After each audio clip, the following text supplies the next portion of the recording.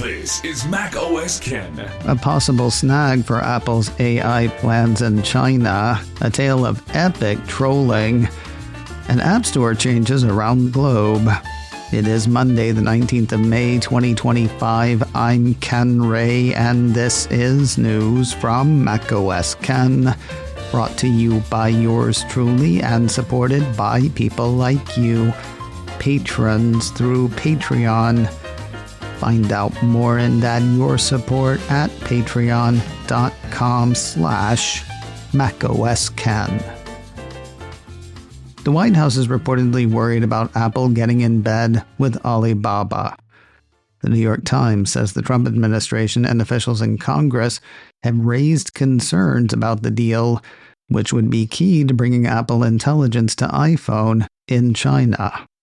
In recent months, the piece says, the White House and congressional officials have been scrutinizing Apple's plan to strike a deal with Alibaba to make the Chinese company's AI available on iPhones in China, three sources said. They are concerned that the deal would help a Chinese company improve its AI abilities, broaden the reach of Chinese chatbots with censorship limits, and deepen Apple's exposure to Beijing laws over censorship and data sharing. Sorry to be that guy, but the New York Times doesn't actually know what their concerns are. The best they can do is say what their concerns are said to be. Anyway, throw that on the pile of problems Apple faces in China. In addition to a lack of AI in the Middle Kingdom, the company faces the resurgence of phones from Chinese brands that do have AI offerings. Of course, Apple has been challenged by U.S. tariffs on Chinese-made products like the iPhone, according to the New York Times, threatening to cut into the company's profits. Apple, the White House, and Alibaba did not comment for the report. Say what you want to say about Epic Games, they do know how to troll. Weeks ago, right after Judge Yvonne Gonzalez-Rogers' ruling that found Apple in violation of her 2021 ruling on Apple's anti-steering stance in the App Store, a ruling not enforced until 2024. Yet right after that, Epic said it would be resubmitting Fortnite for the US App Store. But they weren't doing it the easy way. Assuming there is an easy way with these two companies. Epic started the whole anti-steering fight back in 2020 by flagrantly violating its developer agreement with Apple. That led the Cupertino company to terminate Epic's developer account. In trying to get the game back on iPhone in the US, seems like the easy thing would have been for Epic to reapply for a developer account in the States. What Epic said it would do instead was apply to have Fortnite put back in the US App Store through Epic's developer account in Sweden. Earlier this month, Tim Sweeney, CEO of Epic, posted on the Hell site, "We have conversed with Apple on the topic and will use our Epic Games Sweden account to submit Fortnite to the US App Store. We created this account last year to launch Epic Games Store and Fortnite in the European Union, and Apple required an EU domiciled account." A week ago last Friday, Epic said it had submitted Fortnite to Apple for review so it could launch on the App Store in the US. Roughly 5 days later, after hearing nothing from Apple about the submission, Epic resubmitted the app with a weird kind of escalation.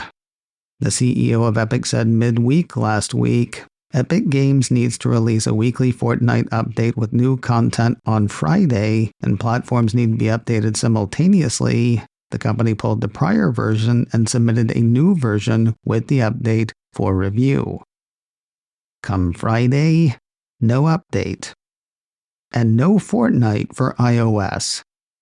Like, anywhere, apparently.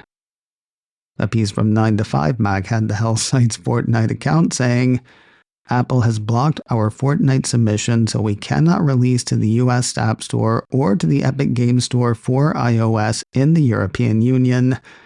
Now, sadly, Fortnite on iOS will be offline worldwide until Apple unblocks it." But as Alec Baldwin would say, here's the thing. Rather than submit a version for the US App Store and another version for the rest of the world's app stores, Epic submitted one version for the planet. At least that's what Apple says.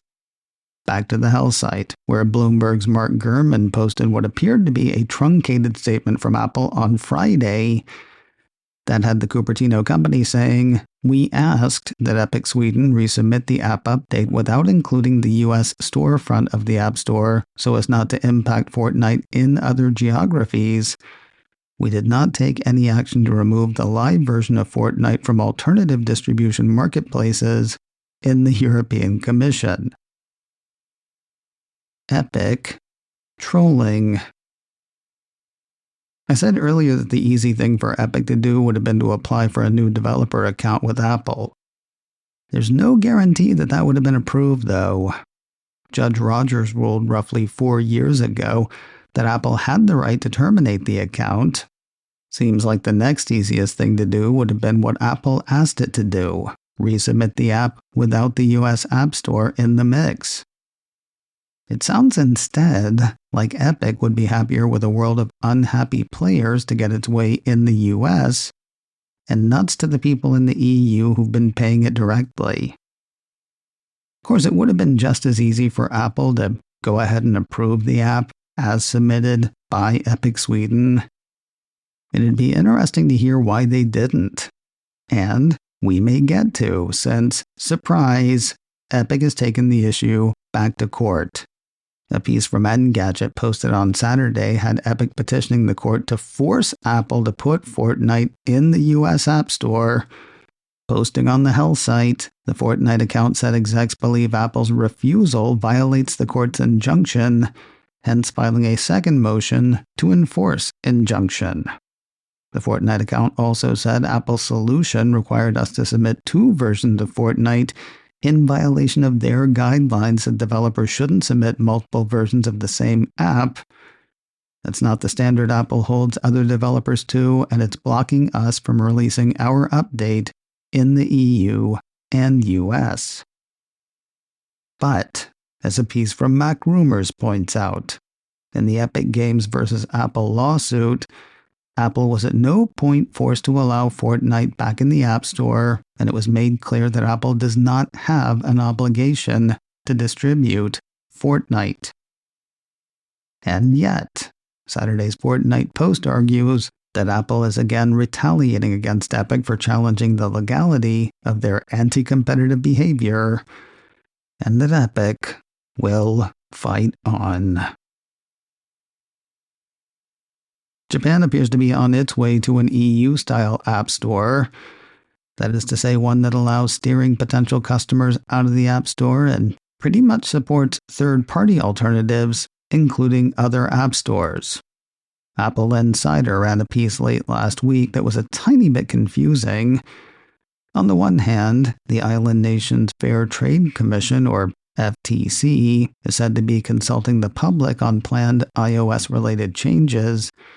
On the other hand, Japan's FTC plans to start enforcing the changes in the middle of December.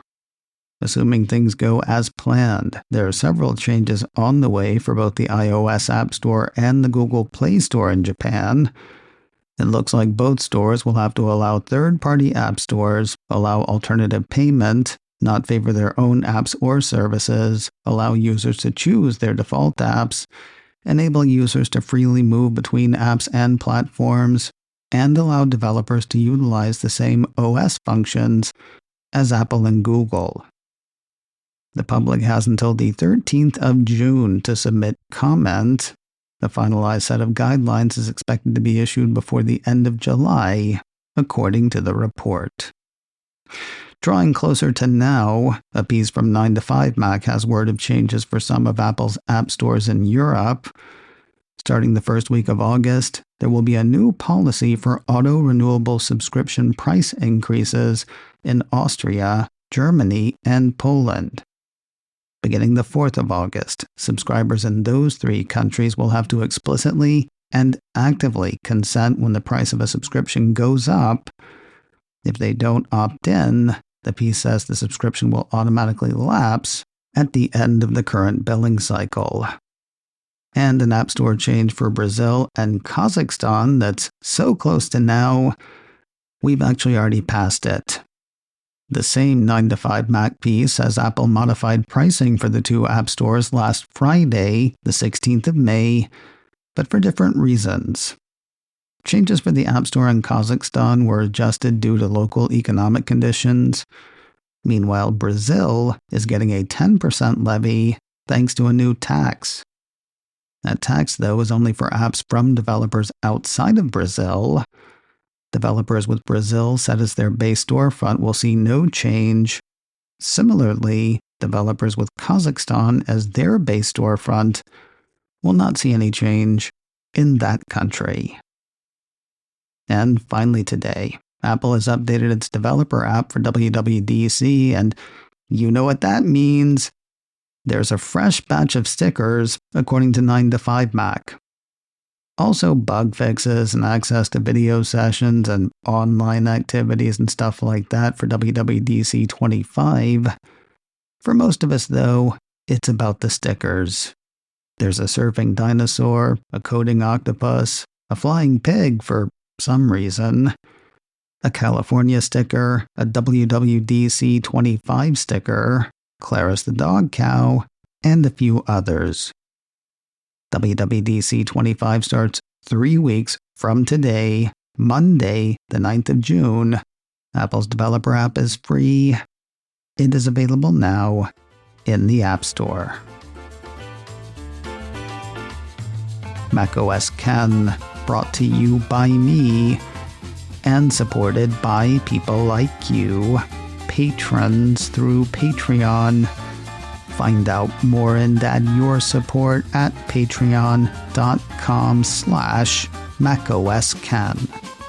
Advertising handled by Backbeat Media, online at backbeatmedia.com. You can find me on Mastodon, macosken at mastodon.social. You can also send me an email, info@macosken.com.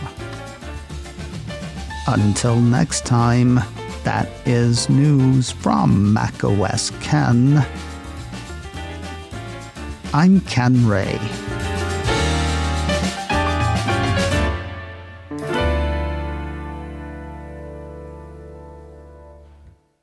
It's still sunny.